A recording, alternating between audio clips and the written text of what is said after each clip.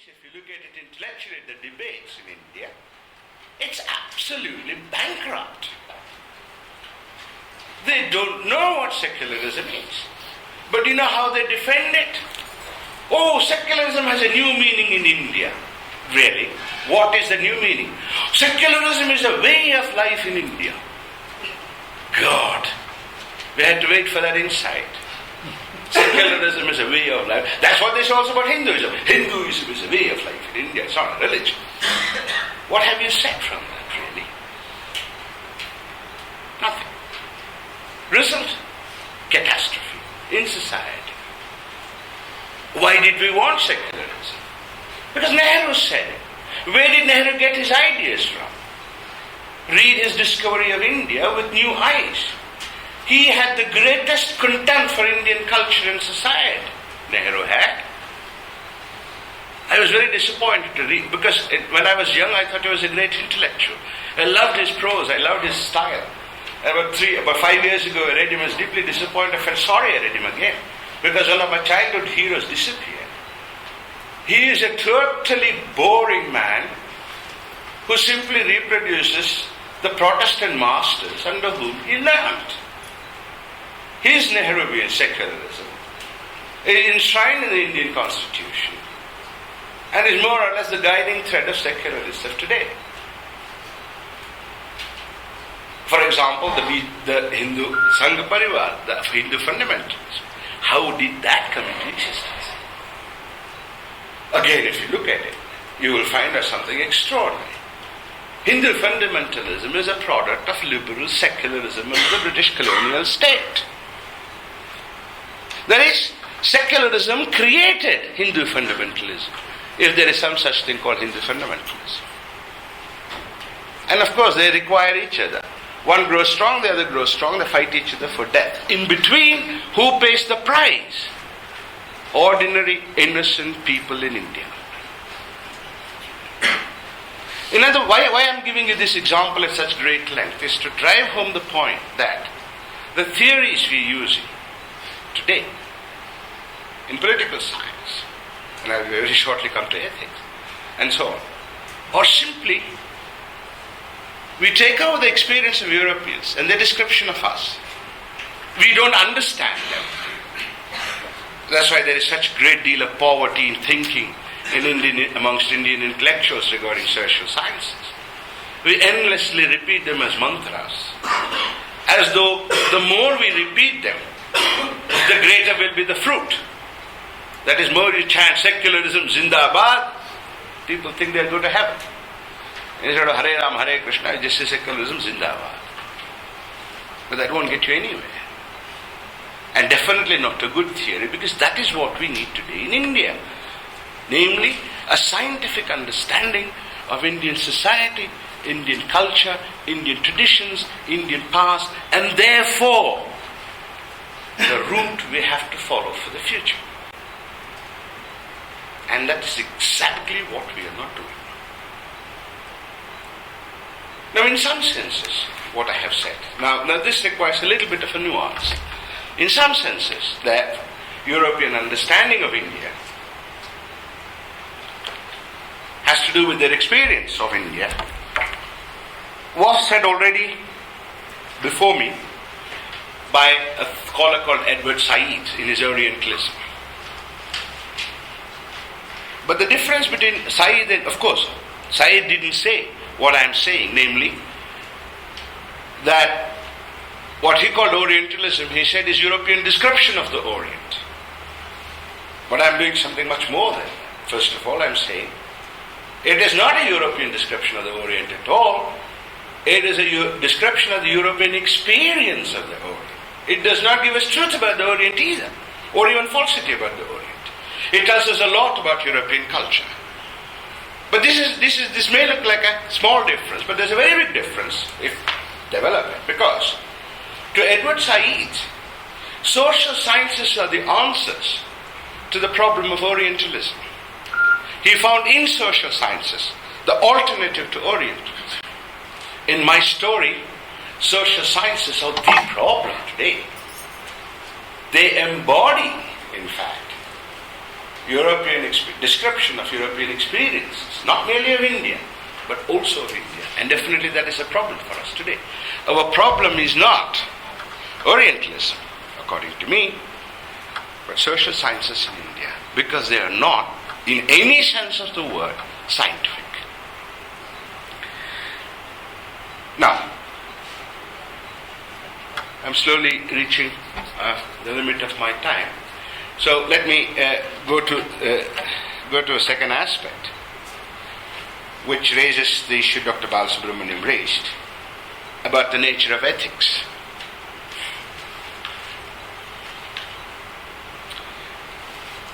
You see, again, the problem here is something extraordinary, which, as far as I know, nobody in India has thought of, or elsewhere. For those of you, most of you know your regional languages, Kannada, Tamil, Telugu, whatever. And you also know English. In English, it's very easy to say, when you talk about ethics, you see, you need certain concepts. Without minimal set of concepts, you cannot have ethics. What are they? Notions like obligation, which is, you ought to do this, and this ought is a moral ought. Notions of forbiddance. You are forbidden to. Like, for example, you ought to respect your parents, you are forbidden to kill. And of course, the third notion you need is the notion of permissibility. You are allowed to do this. And you need notions like rights, dilemmas, etc., etc. In other words, when you talk about ethics, you're talking about the necessary presence of a cluster of concepts, a concept cluster. Now, it exists in English. It exists in all European languages that I know, and languages I also don't know. At least I know these words exist. How do Indian languages in particular and Asian languages in general fare in this regard? That is, do we have these concept clusters in our languages in terms of words? Well, consider, for example, how would we say actually in, let's say, vernacular language, I'll translate it into equivalent English. Do not kill. Or you ought not to kill. Or you're forbidden, morally forbidden from killing. Well, in all your languages, I want you to think in your own local languages. It will sound like, you should not do this. You should not kill. Maybe you say, you should not kill. Okay, but it's still, you should not kill. It's the same sentence as, you should not drink this water. Thus, there is no difference in the sentence structure. You should not eat too much because you will have a stomach ache. Sounds exactly the same, has exactly the same structure as, you should not kill a human being because life is precious. This is true of all Indian languages. That's my claim. And all Asian languages. Which gives us one simple disturbing consequence, which is profound in nature. Namely, if by ethics we understand something like Western ethics, which says you ought not to kill, you ought to obey your parents and so on, we do not have such ethics in India or in Asia. We simply don't have it. Why and so on is an interesting question. I'm writing a book on that, but that's for later. And that is why, in fact, when Europeans came to Asia, whether they went to Japan or to China or to India, they called us immoral people. Immoral because in our languages, whether it is Sanskrit or Tamil or Hindi or Kannada or Telugu or whatever, we cannot express moral commandments in the way they are expressed to become moral commandments. Should not is not an ought not. Must not is not an ought not. In other words, again two possibilities open up for us. Either it is the case the Indian culture and Asian culture are completely unethical in nature,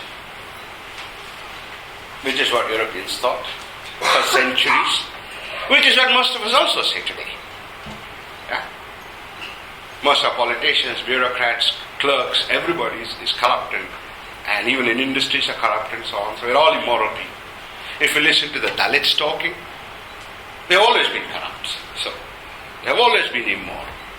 So this is one possibility. You can accept it if you want. All Indians are immoral. But there's a second possibility. Which is that? Which is a possibility I choose. Which is that our notion of morality itself is of such a nature, our notion of morality, our understanding of ethics, is fundamentally different from European or Christian or Western understanding of ethics and morality. Now what does it mean? In what way different? I already told you what the difference is: presence of moral ought and absence of moral ought. But let me illustrate it with an example. If you've done your physics in high school, which I hope you have, you have read Newton's theory, right? And in Newton, if you know, makes a distinction between mass and weight. Mass is what a body has, and weight is what you additionally get because of the influence of gravitational force on the mass. And the mass of a body does not change. Yeah? So when you go to the moon, your mass will remain the same, but your weight will change, and so on. So in his story, mass was something that did not change when a body was moving, for example, because it is a constant. Einstein came and developed a formula, and he said that the mass of a body changes when, depending on how fast, let's call it how fast, it's moving. Now when we take these two examples, we say in physics normally that Einstein's theory is richer than Newton's theory because we can derive Newton's theory from Einstein's theory by adding special assumptions. I want to use this analogy with respect to our ethics today, which is what I have proved in my book, which is hopefully going to get written one of these days,